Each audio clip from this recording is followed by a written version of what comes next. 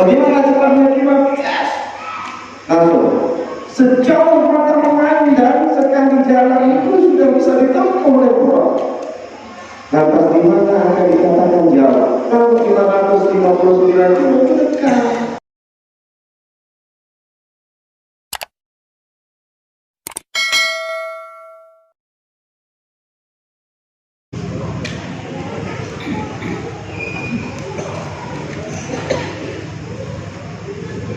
Bismillahirrahmanirrahim. Assalamualaikum warahmatullahi ta'ala wabarakatuh. Waalaikumsalam warahmatullahi wabarakatuh. Masih segar bu? Belum ngantuk? Alhamdulillahirabbil alamin. Wassalatu wassalamu ala asyrafil anbiya'i wal mursalin sayyidina wa maulana Muhammadin wa ala alihi wa ashabihi ajma'in. Allahumma aslih ummata Muhammadin sallallahu alaihi wasallam wa farrij an ummati Muhammadin sallallahu alaihi wasallam warham ummata Muhammadin sallallahu alaihi wasallam wa ansur wa rayyid al-kawatan al-alamin al-nafsi Muhammadin sallallahu alaihi wasallam. Qala Allah subhanahu wa ta'ala fil Qur'anil Karim. A'udzu billahi minasy syaithanir rajim. Bismillahirrahmanirrahim. Subhanalladzi asra bi 'abdihi lailan minal masjidil haram ilal masjidil aqsa alladzi barakna hawlahu linuriyahu min ayatina innahu huwas sami'ul basir. Wa qala Rasulullah sallallahu alaihi wasallam, inna ahadukum idza qama fi salatihi fa innahu yunaji rabbahu. Sadaqallahul azim wa sadaqa Rasulullahil karim. Amma ba'd. Yang sama-sama kita hormati Bapak Kepala Desa yang merupakan atau yang mewakili beliau, Bapak-bapak, para tokoh agama, tokoh masyarakat, para guru, para asatizah, pengurus masjid sedesa sepakat yang berhadir, yang saya hormati, bapak-bapak, ibu-ibu, para jamaah undangan rahimahumullah.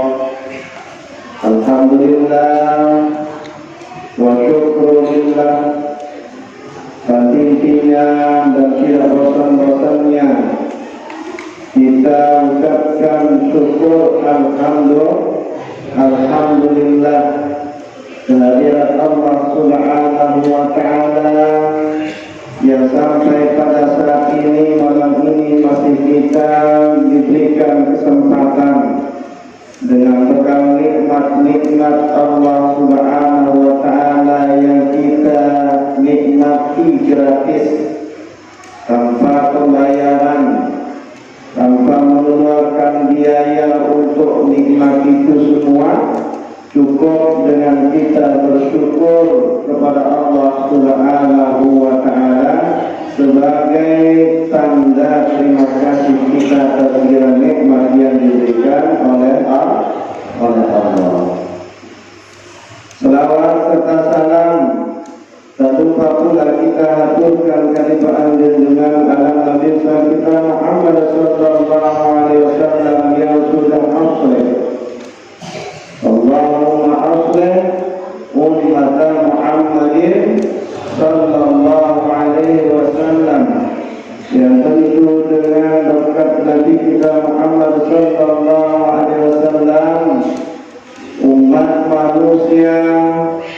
Umat Nabi kita Muhammad sallallahu alaihi wasallam diperbaiki keadaannya dari tidak bisa menjadi bisa, dari bodoh menjadi pintar, dari kafir menjadi beriman.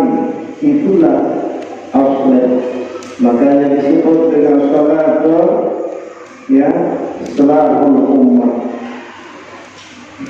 Jadi salawat kepada baginda Rasulullah sallallahu alaihi wasallam memohon sekaligus sebagai wasilah, sebagai perantara kita memohon meminta kepada Allah Subhanahu wa taala.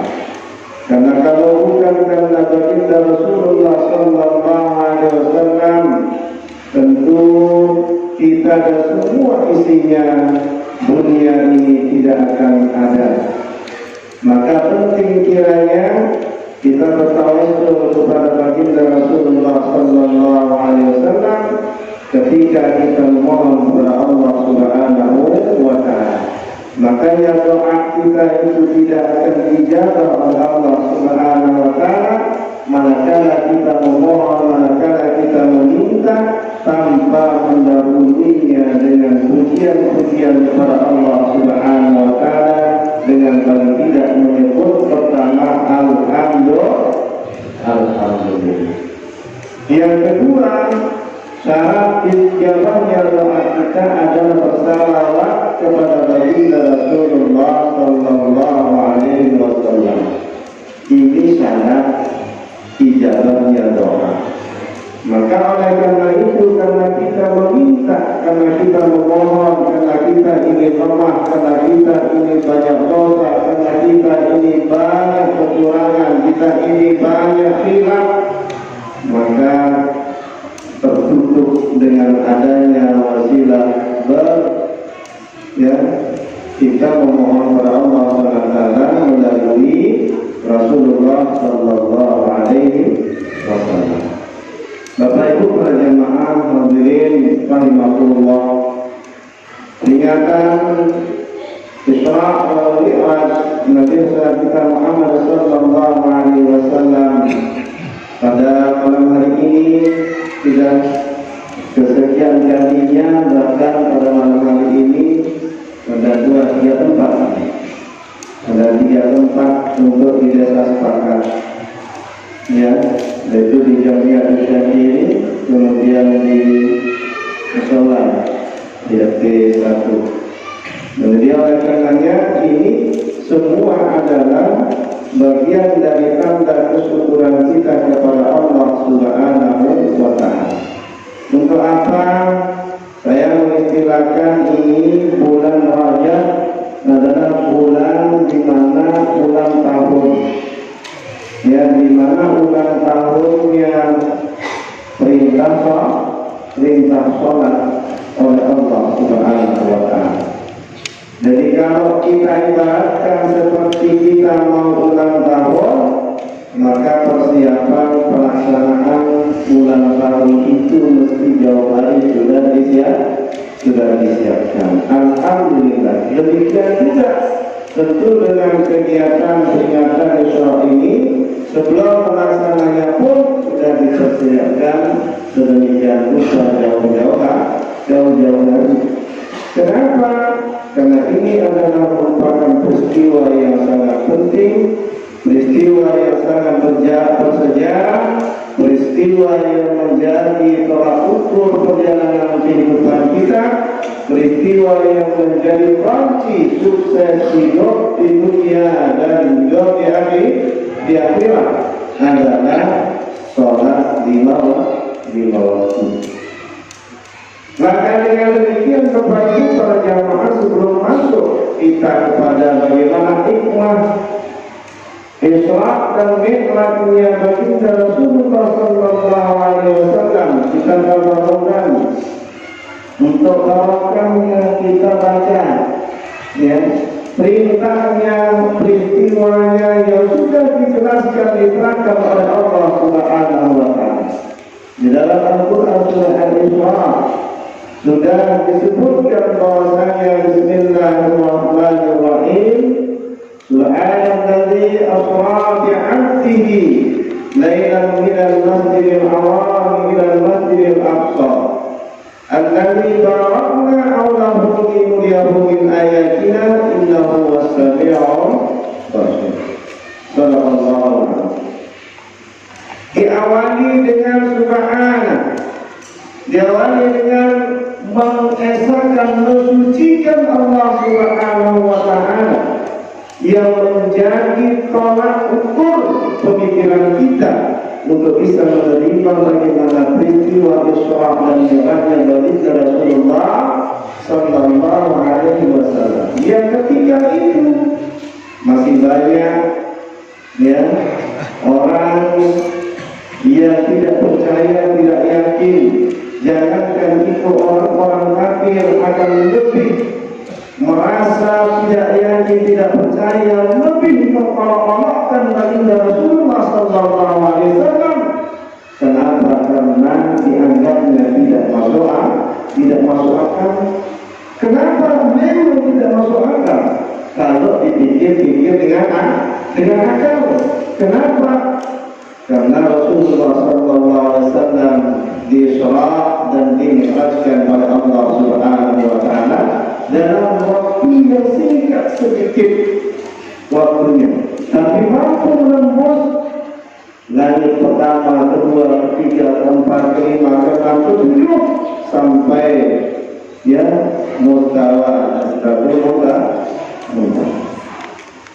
Ini terjadi Bapak Ibu. Kalau dipikir tidak masuk akal. Karena itulah Allah Subhanahu wa Ta'ala rahasia.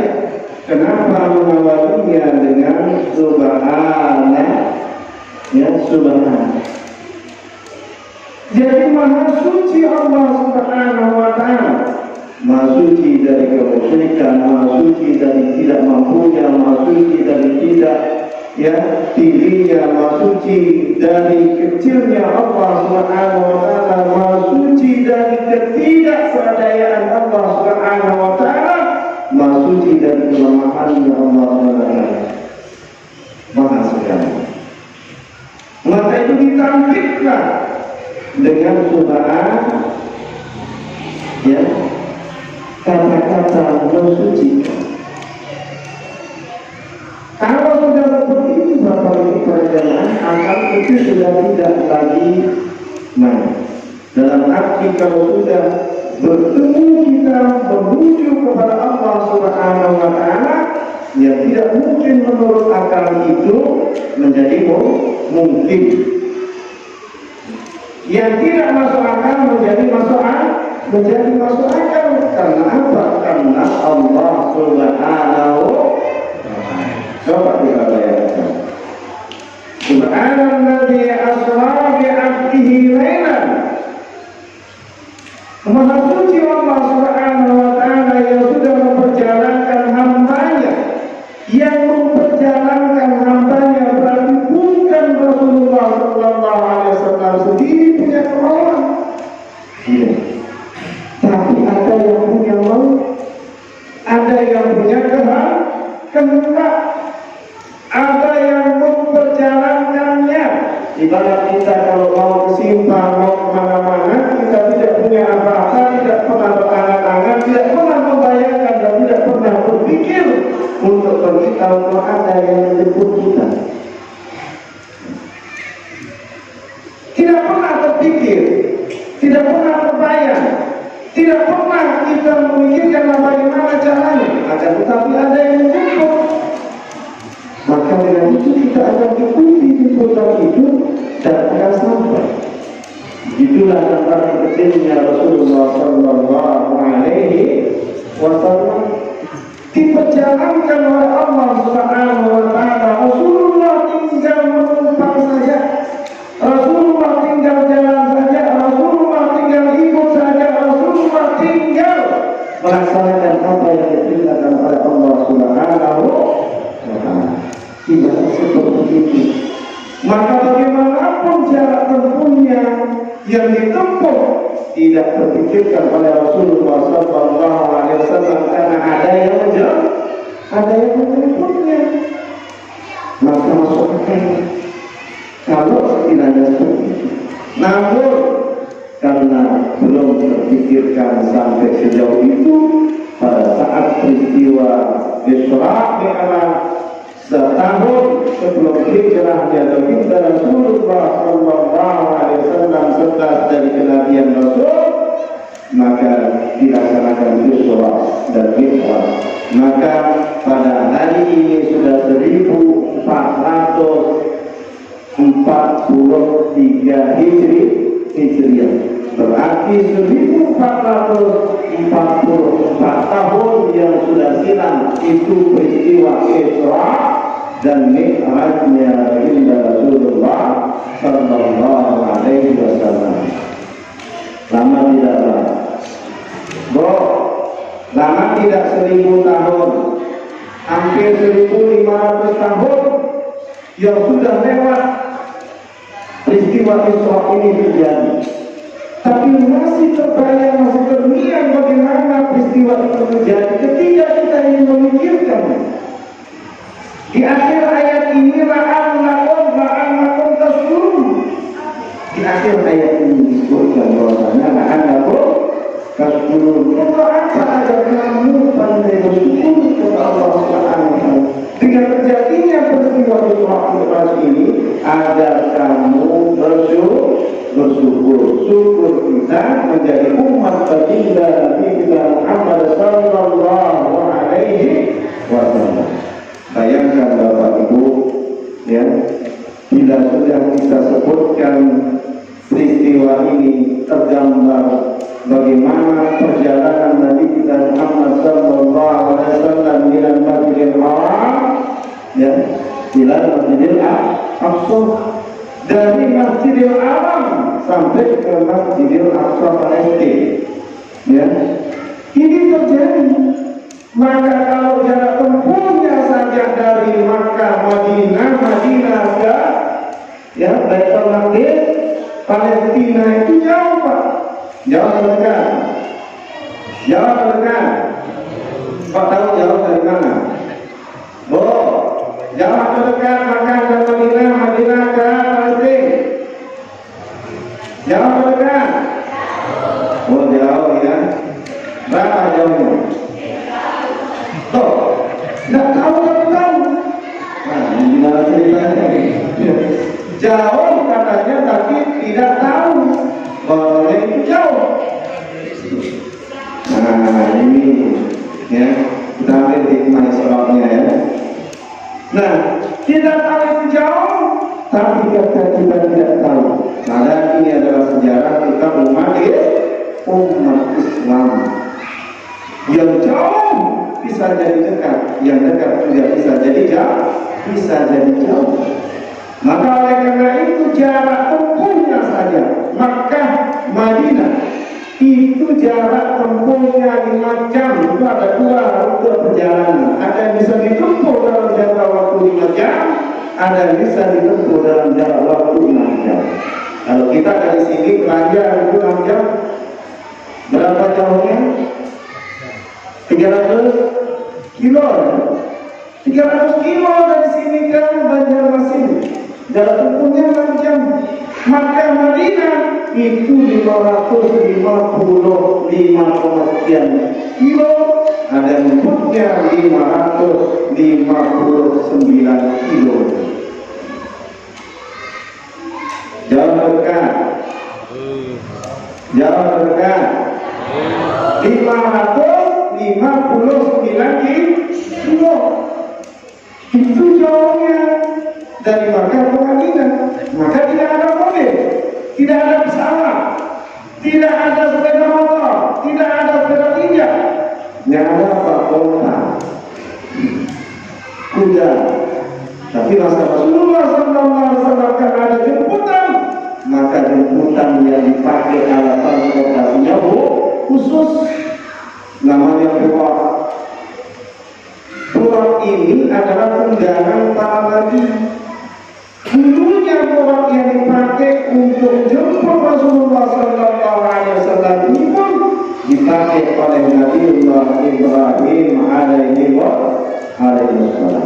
dipakai pengganti doa.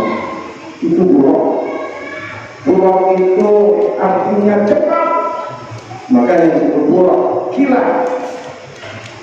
Al-barku, ya, al-barku kilat. Bagaimana cepatnya kilat? Yes. Langsung sejauh mata memandang sekali jalan itu sudah bisa ditempuh oleh buruk. Lantas di mana akan dikatakan jauh? Kalau 559 itu dekat. Itu Makkah dan Madinah. Bagaimana Makkah Madinah kemudian Palestina? Itu 1.553 kilo, 1.253 kilometer. Itu yang ditempuh dalam Isra'nya Rasulullah SAW dari Makkah sampai kepada Baitul Maqdis 1.253 kilometer. Kalau kita jalan kira-kira berapa jam? Sekarang kalau diukur dengan pakai jam itu 15 jam. Perjalanannya sekarang 15 jam itu jarak tempuh Makkah sampai Palestina. Dan lain jalannya di sini dengan sana beda. Kalau kita kan di kulitnya banyak, kulitnya, kemudian apa namanya, gunungannya banyak, tengkolannya banyak. Kalau sana tidak ada lurus dan jalannya besar. Itu sudah kencang-kencangnya mobil itu. Kalau kita di sini kan kadang-kadang sudah 20, 50, 100, paling 120. Dari sana bisa 160 panjang kecepatan. Kalau jarak tempuhnya 12 jam seperti itu, coba bayangkan 1.253 kilo. Kalau menurut akal tidak mungkin, Pak.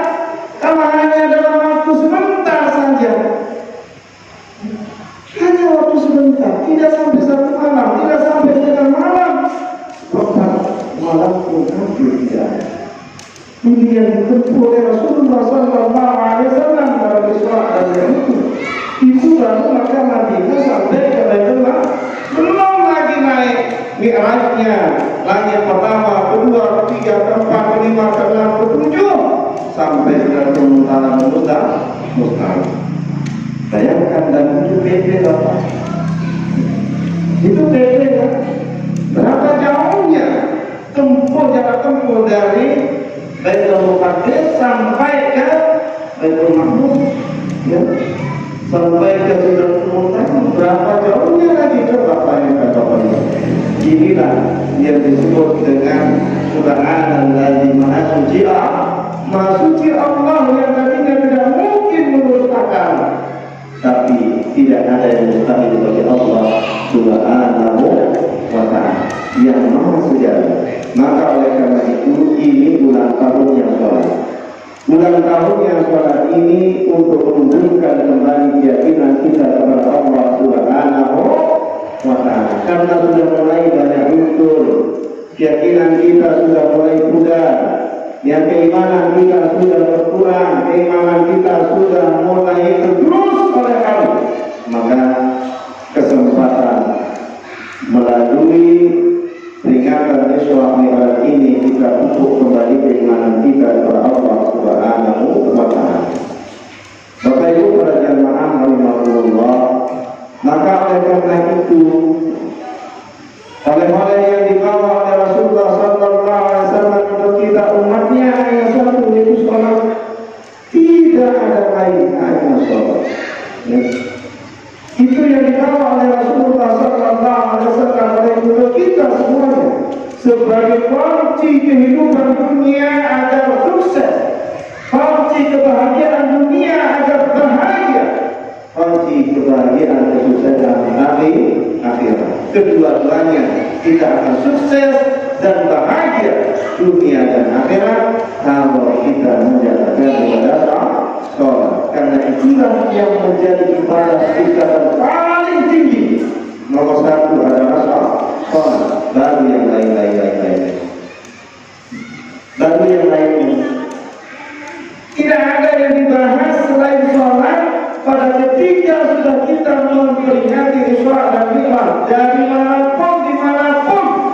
siapapun yang akan menyampaikan mesti ujung-ujungnya oleh-olehnya adalah sholat. Namun bagaimana sekarang ini kita menyikapi sholat itu sendiri, Bapak-Bapak? Banyak kita yang sholat hanya sekedar untuk memenuhi kewajiban. Kita hanya sholat sekedar memenuhi kewajiban banyak. Akan tetapi kita tidak memperhatikan bagaimana syarat rukun daripada sholat itu sendiri, sehingga sholat yang kita kerjakan tidak sia-sia, sholat yang kita laksanakan tidak menjadi mubazir, sholat yang kita laksanakan tidak menjadi sampah, akan tetapi bermakna. Maka oleh karena itu bagaimana? Pertama, Rasulullah SAW sebelum diserahkan, diberangkatkan oleh Allah Subhanahu wa Ta'ala, pertama-tama malaikat Jibril, malaikat Mikail, Israel, ya, dan juga Mikail yang mendampingi beliau. Kemudian Rasulullah diambil, dibuka dadanya, dipelah dadanya, diambil hatinya, disucikan oleh malaikat Jibril dengan air zam-zam. Kenapa? Ini adalah persiapan untuk menuju kehadirat Allah Subhanahu wa Ta'ala. Maka hikmahnya Bapak-bapak Ibu pada jemaah, sebelum kita juga bertemu dengan Allah Subhanahu wa Ta'ala, berjumpa dengan Allah Subhanahu wa Ta'ala, bercakap-cakap, ya, kita ini akan bertemu dan bercakap-cakap dengan Allah Subhanahu wa Ta'ala, maka perlu persiapan. Apa yang dipersiapkan? Persiapkan kesucian diri. Maka sholat itu harus suci. Syaratnya baru diterima adalah suci. Makanya saudara fikih, suci tempat, suci pakaian, suci badan, ya, ini adalah sebagai syarat. Tidak kalah pentingnya adalah suci hati. Maka kesucian kita yang persiapan berjumpa dengan Maha Suci Allah Subhanahu wa Ta'ala harus betul-betul. Itu sebabnya kita ini disyariatkan untuk melaksanakan wudu. Wudu itu persiapan kita untuk melaksanakan ibadah sholat, untuk persiapan kita berjumpa dengan Allah Subhanahu wa Ta'ala. Coba, bagaimana kalau kita akan mencapai itu? Coba bayangkan bahwa kita mau bertemu dengan orang lain saja, Ibu, kalau undangan kira-kira pakaiannya seperti apa ya? Ya, kira-kira persiapan untuk pergi undangan itu kira-kira berapa menit, Bu? Halo, Bu? Kira-kira berapa menit untuk persiapan untuk pergi undangan? Sejam. Masya Allah. Coba persiapan pergi undangan saja 1 jam, padahal waktu undangan di sana paling-paling 15 menit. Ya, Bu. 15 menit itu lama atau sebentar? Kan sebentar ya. Karena kalau lama-lama di sana dimarah loh. Atau karena ada giliran banyak orang lain juga akan duduk di situ. Coba bayangkan persiapan kita 1 jam ke tempat undangan hanya 2 menit itu lama. Berarti lama sekali persiapannya, ya enggak?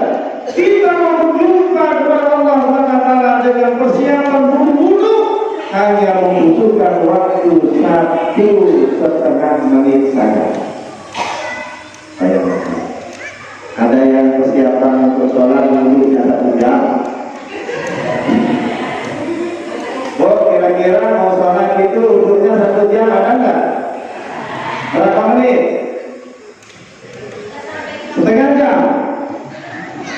Oh, ya berapa menit? Nggak pernah dihitung ini.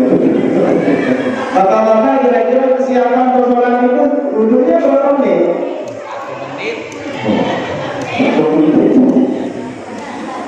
Latihannya yang umum kita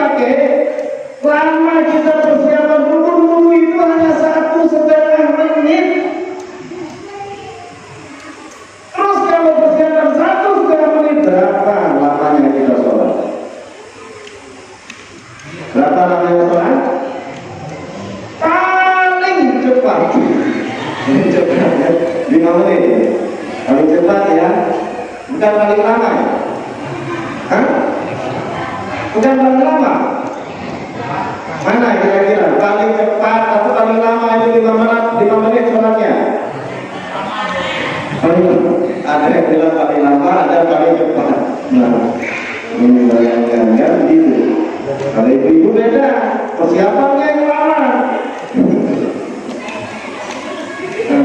Kalau bapak-bapaknya beda, ya persiapannya sebentar, ya tapi ya menghadap Allah Subhanahu wa taala adalah ya malu, ibu-ibu banyak sibukan, bapak-bapak kan yang lain, ibunya sudah mau berdapur, mau untuk anak, untuk macam-macam yang dikerjakan. Ya, kalau bapak santai saja menunggu, apalagi pagi menunggu sudah kopinya ada santai, ibunya bangun sudah sibuk untuk persiapan dan lain sebagainya. Itu sudah terjadi.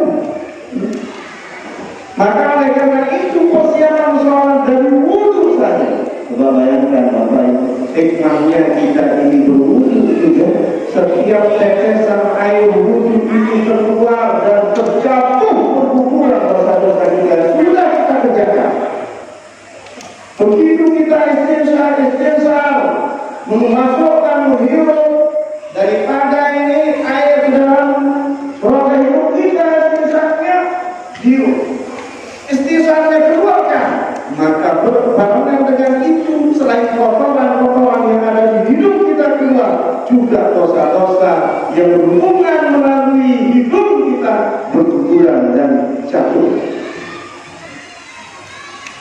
Begitu pula kita ketika sudah mengambil wudhunya, sudah mengukur, sudah ini ibadahnya, ya di mulut kita banyak berkumur, ya sunnah berkumur sebelum mengambil air wudhu, sunnah istighfar, ya untuk menghirup air dalam hidung kita kemudian dikeluarkan lagi, sunnah. Pengukuran dosa-dosa kita. Begitu akan air wudhu masuk, kita usapkan ke wajah. Ya. Sudah pun kita sholat, tersilu wujuhakum. Apabila kamu akan melaksanakan sholat, kata Allah Subhanahu wa taala, tersilu wujuhakum, maka hendaklah engkau membasuh muka. Artinya berwudhu, ya, berwudhu. Ini salah satu cara kita persiapan mensucikan diri kita kepada Allah Subhanahu wa taala. Lahir batin, suci badan kita, suci hati pikiran kita, karena dosa-dosa kita ketika berwudhu.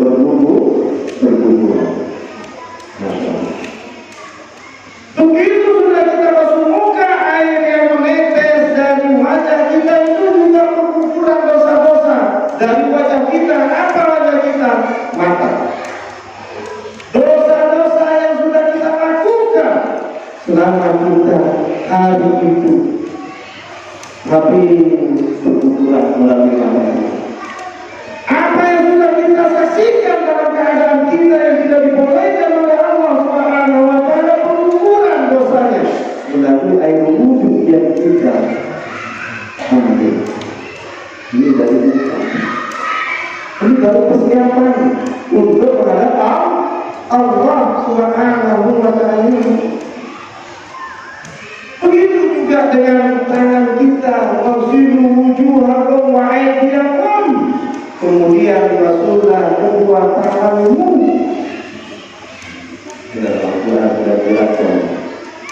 Kedua tangan juga dimasuk. Banyak dosa-dosa yang sudah kita kerjakan lantaran tangan kita. Banyak kesalahan-kesalahan yang kita lakukan lantaran tangan kita. Tidak sedikit kita bisa menyakiti orang lain lantaran tangan. Melalui wudhu dengan rahmat lahirnya Allah Subhanahu wa taala, dosa-dosa itu berguguran. Tapi kita tidak memperhatikannya. Tidak memakai tidak memperhatikannya. Malah siapa yang itu? Pada justru disitulah ujian Allah Subhanahu wa Ta'ala dari malas pembunuh, maka dosa pun yang berat, dosa yang banyak akan berguguran. Wa aydiyakum wamsahu bi ru'usikum, serta wajah, kedua tangan, dan juga mengusap, membasuh sebagian kepala. Dari kepala juga berguguran dosa-dosa kita. Dari air wudhu yang mengenai rambut kita, ini isyarat dosanya dosa yang dulu pernah dilakukan oleh Sayyidina Sayyidina Hawa ketika memakan buah huldi dan memetik buah huldi. Begitu ditarik memetik buah huldinya itu, terkenalah rambut beliau dengan apa namanya, daun huldi. Seperti itu sebabnya isyarat bahwasanya rambut wajib basah, kepala wajib minimal rambut basah, wajib. Isyaratnya bahwasanya dulu Hawa berbuat dosa lantaran melanggar aturan Allah Subhanahu wa Ta'ala untuk tidak mendekati huldi. La taqrabu hadhihi sajarah, jangan sekali-kali kau mendekati wahai Adam untuk ini pohon. Seluruhnya silakan dimakan, apa saja isinya yang ada nikmat. Bebas menikmati seluruh nikmat yang ada di dalam surga, sampai sungai-sungainya yang terdiri dari susu, terdiri dari sungai madu. Coba, mana ada di dunia sungai madu? Ada kok? Ada sungai madu? Paling hanya nama saja. Ada ya? Gunung susu. Kalau di surga ada sungai susu yang ada. Bayangkan bapak-bapak itu. Mana yang membawa pada umur yang wala akal tidak mampu untuk dibayangkan bagaimana mata kita membayangkan, pikiran kita membayangkan bagaimana keindahan surga. Tidak mampu. Walau urusannya tidak mampu pula kita menggambarkan bagaimana orang bercerita tentang keindahan surga. Tidak seperti itu. Walau apa berkat ini tidak juga seperti dalam hati seperti ini surga. Tidak. Karena jauh dari itu untuk keindahan dan kenikmatan surga. Maka mudah-mudahan kita semua menjadi ahli surga. Ini kita berada di taman surga, Bapak Ibu. Mau masuk surga? Sebelum masuk surga di tamannya dulu ya. Taman itu di luar atau di dalam? Taman itu biasanya di luar atau di dalam? Di luar. Inilah taman surga. Tapi nikmati enggak kita? Kalau lagi seperti ini di majelis nikmat tidak, Bu? Nikmat tidak? Biasanya kalau kita dalam surga, kita dalam taman, pasti kita menikmati. Tapi ini kadang-kadang resah. Ada di majelis kita ada resah, bukan menikmati, tapi resah, gelisah. Kenapa kok lama sekali, panjang sekali, tidak kunjung berhenti?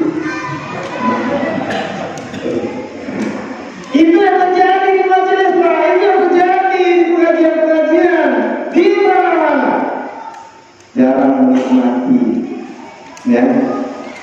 Padahal itu adalah rawdatun min riyadil jannah. Itu adalah taman-tamannya surga.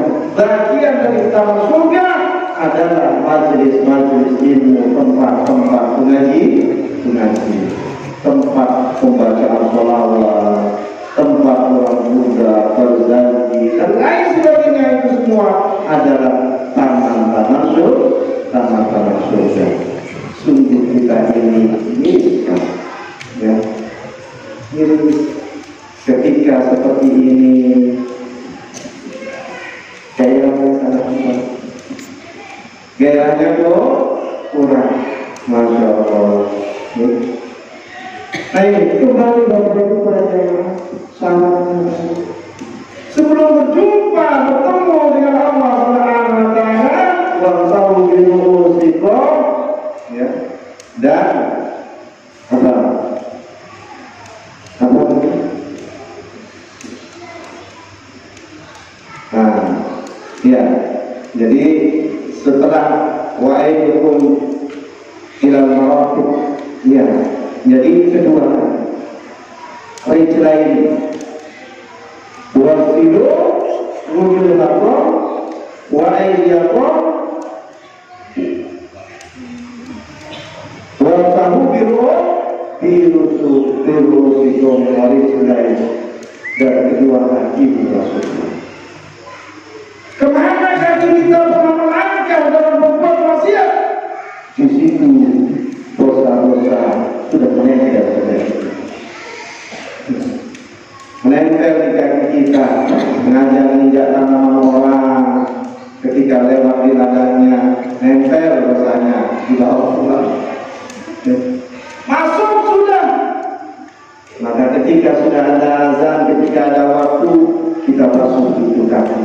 Maka berkucuran dosa-dosanya. Ini hikmah daripada wudhu.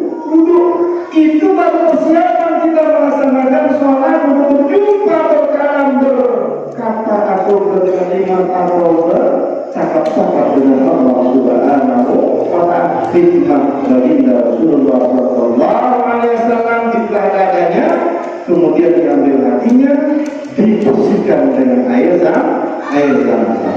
Maka itulah yang kita lakukan sebelum berjumpa dengan Allah Subhanahu wa taala. Kita berwudu terlebih dulu, suci lahir dan batin.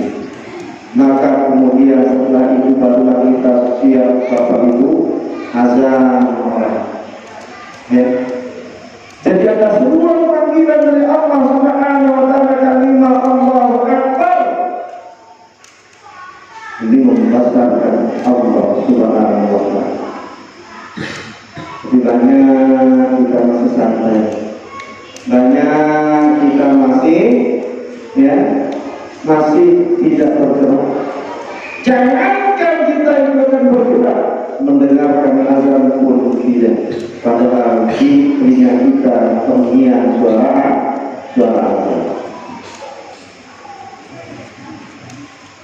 Ya kan?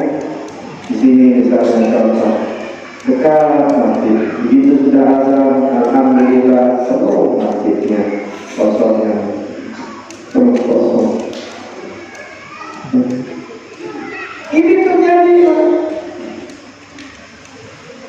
Kita abaikan semua Allah Subhanahu wa taala, kita abaikan panggilan Allah Subhanahu wa taala, terlena dengan yang lainnya, kalah dengan yang lainnya. Maka oleh karena itu setelah azan Allah sudah dikumandangkan Allahu Akbar, Allahu Akbar, asyhadu an la ilaha illallah wa asyhadu anna Muhammadar Rasulullah, sampai kita iqamah. Bapak Ibu para jamaah, kita ini berdiri menghadap Allah Subhanahu wa taala hanya dua masa, hanya dua waktu. Kita akan berjumpa dengan Allah Subhanahu wa taala dua kurun waktu saja, tidak lebih dari itu. Di mana waktu kita masih ada di dunia dan waktu kelak di akhirat, itu dua kali. Akan bertemu dengan Allah. Kapan kita kiam? Kapan kita itu berjumpa dengan Allah Subhanahu wa taala berdiri di dunia 5 kali sehari semalam. Mau berdiri melaksanakan ibadah sholat, itu artinya kita itu sudah siap untuk bertemu, berjumpa, membisikkan apa keinginan kita, apa hajat kita, apa kehendak kita, ingin menyampaikan kepada Allah Subhanahu wa taala, curhat kita kepada Allah Subhanahu wa taala. Coba bayangkan dimuliakan Bapak-bapak, Ibu-ibu, kira-kira seperti itu tadi. Kalau kita pergi undangan saja sudah siap dengan pakaiannya, maka ketika kita sholat, adakah kita itu sudah bergeming untuk berpakaian yang bagus tentang itu?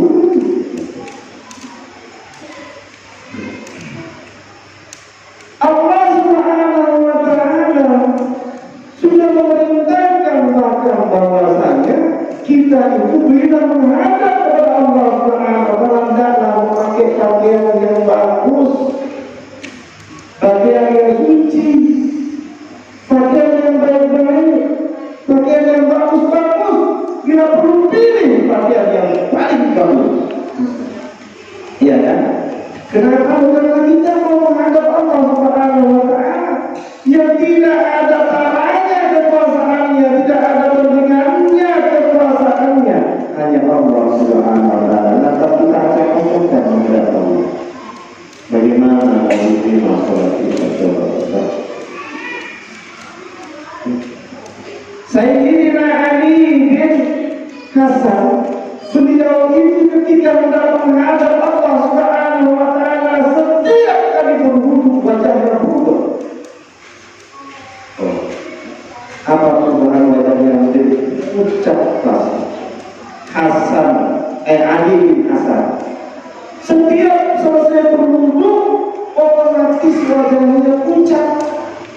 Maka ditanya oleh sahabatnya, wahai Ali bin Hasan, kenapa setiap kali kau berwudu, begitu selesai berwudu wajahnya pucat pasti? Apa jawabannya? Bagaimana saya tidak pucat pasti? Karena sebentar lagi saya akan bertemu dengan Allah Subhanahu wa Ta'ala. Malu saya, katanya. Malu saya bertemu dengan Allah Subhanahu wa Ta'ala, makanya sampai pucat begini wajah saya karena bertemu dengan Allah Subhanahu wa Ta'ala. Ada di antara kita yang begitu? Adakah selesai berwudu langsung pucat? Ada? Tidak ada ya Pak? Ada? Tidak ada. Kenapa? Karena memang untuk kita juga kita tidak pasti apa maknanya. Apa tujuannya? Hanya tujuannya kita hanya kalau kita bersolat, atau kita mau baca Al-Quran, atau kita mau ngaji, atau kita mau hanya itu, tapi tidak menggambarkan dalam hatinya untuk jumpa langsung dengan Allah Subhanahu wa Ta'ala. Bayangkan Rasulullah SAW bertemu langsung dengan Allah Subhanahu wa Ta'ala, menerima nikmat sholat. Hikmah itulah yang diturunkan kepada kita, diberikan kepada kita. Maka umat Nabi Muhammad SAW dapat langsung berkomunikasi dengan Allah Subhanahu wa Ta'ala. Tapi kita tidak ada malu, tidak ada malu. Sudah tidak sholat, di mana malunya? Nah, coba bayar sholat saja sudah tepat, sudah bolong-bolong, pakaian tidak pernah diganti yang baru, persiapannya acak-acakan. Coba kalau sudah mempersiapkan bertemu dengan sama, pokoknya yang baru bunyi.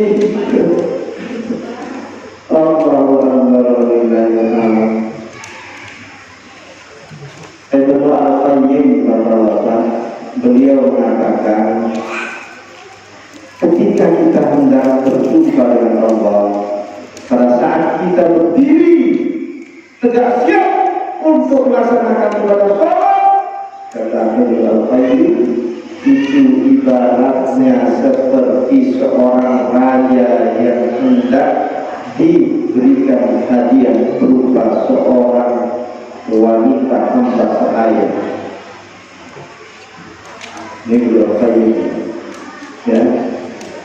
Beliau ibaratkan berdiri tegak untuk berjumpa Allah Subhanahu wa Ta'ala pada waktu sholat, seperti tampaknya seorang raja yang sudah dipersiapkan seorang perempuan hamba sahaya.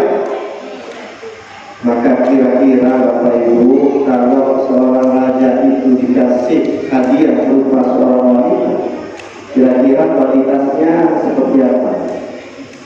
Kebayang tak hadiah raja wanitanya seperti apa, Bu? Maulah kiranya orang memberi hadiah ke raja itu wanitanya jelek? Kira-kira maulah kira wanita itu akan dipersembahkan ke raja wanitanya gorengan? Bu, maulah wanita akan dipersembahkan ke raja itu orangnya pucat dan kurus, krempeng lagi? Ada seorang perempuan ini akan dihadiahkan kepada seorang raja yang sudah pendek, kerdil, hitam legam, sudah begitu jelek lagi. Kira-kira pantas tidak untuk raja? Pantas tidak? Ini tidak pantas. Bagaimana kira-kira jadinya kalau seorang raja dikasih hadiah berupa seorang wanita yang legam, hitamnya sudah kecil, kerdil, ya? Kemudian serta itu dia jelek, sakit lagi, lumpuh lagi, sudah buta, tuli, untung tidak punya tangan, tidak punya kaki, itu kemudian dikasihkan ke raja untuk hadiah. Kira-kira seperti apa? Diterima tidak oleh raja?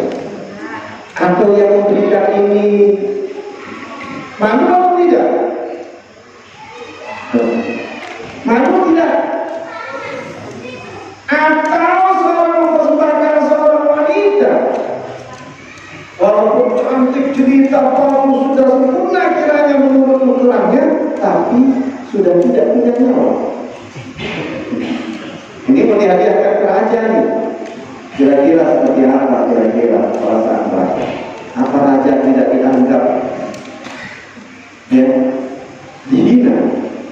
Terus yang memberikan ini berani tidak kira-kira? Tidak berani. Ibnu Al-Qayyim menggambarkan seperti itu. Ketika kita melaksanakan sholat, mempersembahkan diri kita kepada Allah Subhanahu wa Ta'ala yang diibaratkan seperti wanita yang kecil, kerdil, hitam, legam, jelek, kemudian dipersembahkan kepada seorang raja, kira-kira diterima atau tidak? Kira-kira dijual atau tidak? Seperti itulah sholat kita. Kalau kita tidak persiapkan sholat kita tidak persiapkan diri kita untuk menghadap Allah Subhanahu wa Ta'ala, maka akan sia-sia. Seperti itu. Masya Allah. Inna ahadakum idza qama fi sholatihi fa innahu yunaji rabbahu. Sabda Rasulullah sallallahu alaihi wasallam, ini hadisnya sahih muttafaqun alaih. Sungguh di antara kamu apabila kamu tidak mendirikan sholat, datang berdiri untuk sholat, kata Rasulullah sallallahu alaihi wasallam, fa innahu yunaji rabbahu, maka sesungguhnya pada saat itu engkau dalam keadaan bermunajat kepada Allah Subhanahu wa Ta'ala, berjumpa langsung dengan Allah Subhanahu wa Ta'ala. Maka kalau seperti itu, kira-kira kalau kita betul-betul meresapi bagaimana sholat kita, maka madulah kita kepada Allah Subhanahu wa Ta'ala. Berdiri tegak kita di dunia untuk melaksanakan sholat. Dari dua masa kita itu untuk bersuka berdiri dengan Allah Subhanahu wa Ta'ala. Pertama, masa kita tidurnya yang berakhir.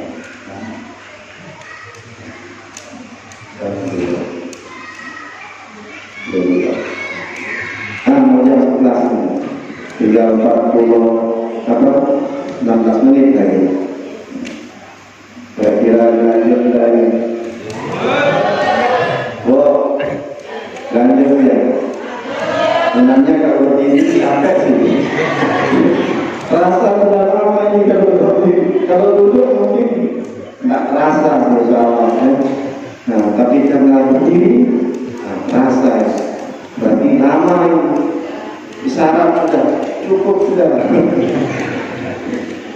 sedikit ya, satu lagi. Itu baru kita berdiri untuk menghadap Allah Subhanahu wa Ta'ala. Yang pertama adalah di dunia. Berdiri kita berjumpa yang kedua dengan Allah Subhanahu wa Ta'ala pada hari kiamat. Kita dibangkitkan dari kubur kita, berdiri nanti kita di padang mahsyar untuk berjumpa dengan Allah Subhanahu wa Ta'ala. Pada saat itu kita resah, gelisah, tidak memikirkan orang lain, tidak lagi memikirkan keluarga, tidak lagi memikirkan anak, tidak lagi memikirkan suami, tidak lagi memikirkan orang tua, tidak lagi memikirkan istri, tidak ada lagi kita memikirkan kata kita, hanya memikirkan diri sendiri. Kenapa? Kita akan berdiri kembali di hadapan Allah Subhanahu wa Ta'ala, dipanggil kita satu persatu di hadapan Allah Subhanahu wa Ta'ala. Untuk apa? Untuk mempertanggungjawabkan diri kita yang sudah diberikan nikmat pada Allah Subhanahu wa Ta'ala.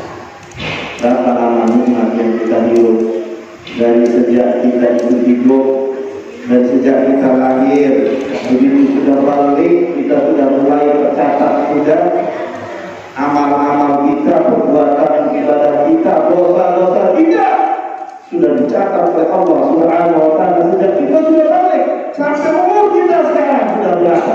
Ada yang sudah 50 tahun, 56 tahun, sudah 60 tahun, bahkan sudah 70 tahun. Umatku akan ada rasa panennya antara 60 dan 70 tahun kata Rasulullah. Tapi sedikit di antaranya yang sampai. Sedikit kata Rasulullah sallallahu alaihi wasallam yang sampai, maksudnya yang sampai berapa? Yang sampai umurnya 70 tahun. Apabila sudah 60 tahun sampai 70 tahun, sedikit yang bisa sampai segitu. Sekarang sudah berapa umur kita? Kalau sudah 60, siap-siap sudah. Ya. Nabi kita Muhammad sallallahu alaihi wasallam 63 tahun. Maka itulah gambaran batasan umur kita. Kalau lebih, ya 70 tahun. Itu pun kalau maka pada hari kiamat kita kembali bangkit yang kedua untuk mempertanggungjawabkan diri kita kepada Allah Subhanahu wa Ta'ala. Kita akan disidang Bapak Ibu. Kira-kira kalau sudah disebut sidang, gimana kira-kira gambaran keadaan kita di waktu mau sidang ini Pak? Kira-kira gembira enggak? Kita mau dipanggil untuk disidang. Senang tidak kira-kira? Oh, ketika kita mau sidang, kira-kira senang tidak? Ya? Senang ya? Takut? Gemetar? Ya? Macam-macam kan? Sudah resah, gelisah, gemeteran, takut, bahkan gelap, tidak terlihat apa-apa. Saking sudah mentalnya jauh. Maka di hadapan Allah lebih daripada itu. Karena kita sudah dibangkitkan dari kubur kita.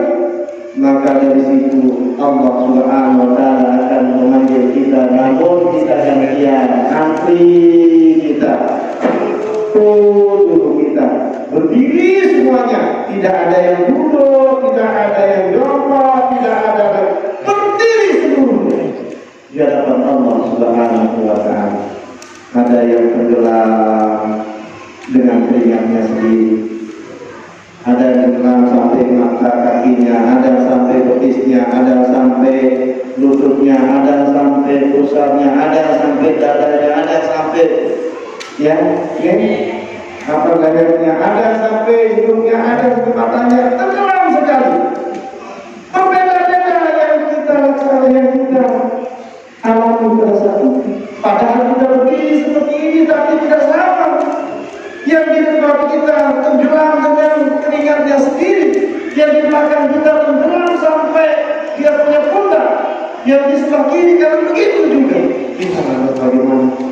Menunggu saat-saat kita akan dipanggil oleh Allah Subhanahu wa Ta'ala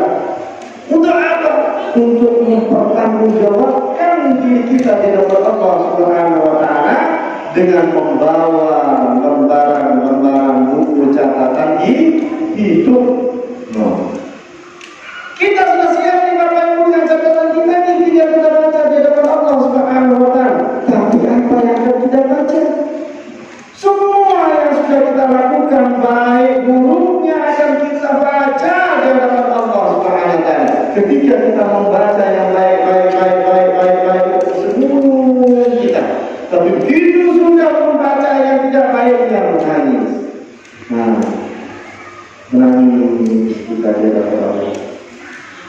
Tinggal menunggu gimana kita surga neraka dua pilihan, masuk surga atau masuk neraka dua pilihan. Ketika catatan kita bagus, insya Allah masuk surga.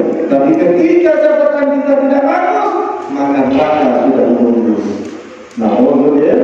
Na'udzubillah. Maka dua masa kita berdiri di hadapan Allah Subhanahu wa Ta'ala, yaitu berdiri pada saat kita masih hidup di dunia dan berdiri pada saat kelak dibangkitkan pada hari kiamat untuk mempertanggungjawabkan diri kita. Maka inilah hikmahnya Isra dan Mi'raj. Kita baru sampai membahas berdiri pada saat mau sholat.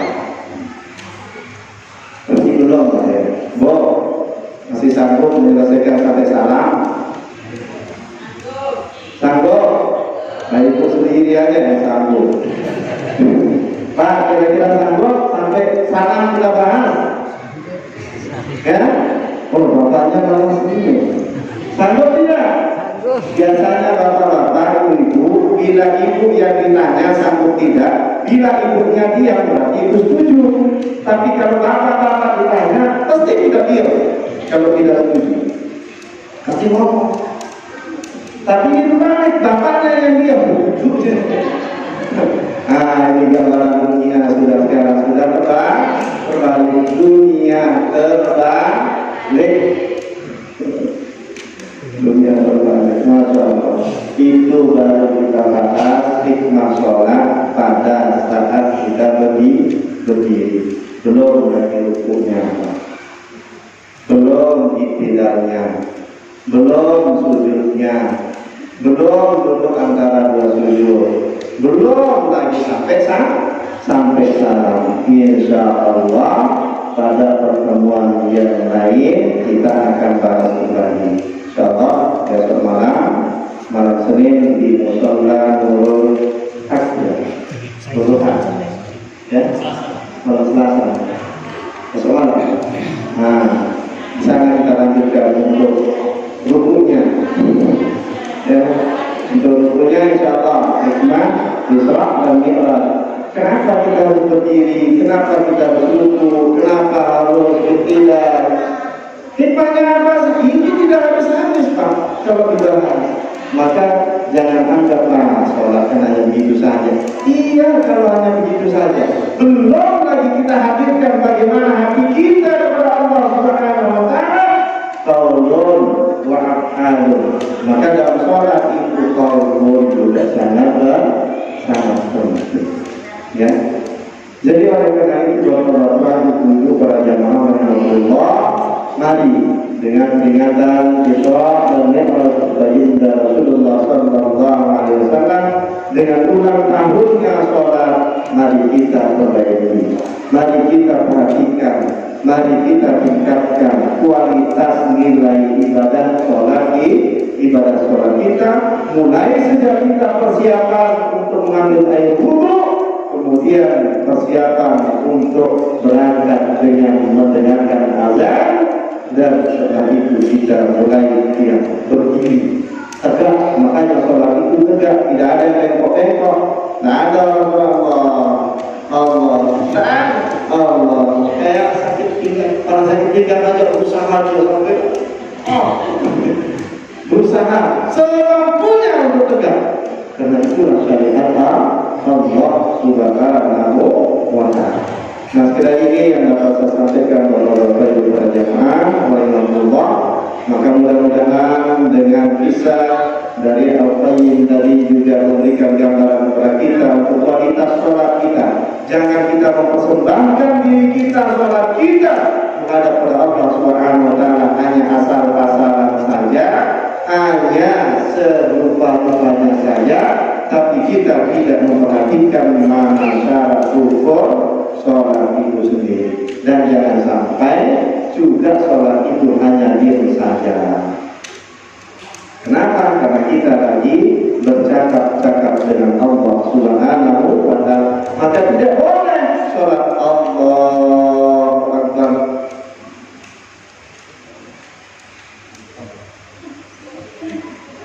Tak ada bibirnya ini yang bergerak-gerak, mulutnya terkunci, diam. Allah, diam saja kata Allah. Tak boleh, tidak sah sholatnya, ya, tidak sah. Maka diawali dari kita sudah berdiri tegak, kemudian kita berniat pada waktu takbiratul ihram, mengerjakan hati kita, menghadirkan diri kita seolah-olah sudah berada di hadapan Allah Subhanahu wa Ta'ala. Disitulah letaknya mata kita berjumpa dengan Allah Subhanahu wa Ta'ala. Namun kita banyak yang tidak menikmati, ya, banyak kita tidak menikmati, hanya sekedar terlaksana memenuhi kewajiban, tapi meningkatkan kualitas ibadah sholat kita belum. Nah, sekali ini bersama kepada Allah, mohon maaf yang sedalam-dalamnya sekiranya ada hal yang kurang berkenan. Terima kasih atas segala perhatian Allah. Assalamualaikum warahmatullahi wabarakatuh.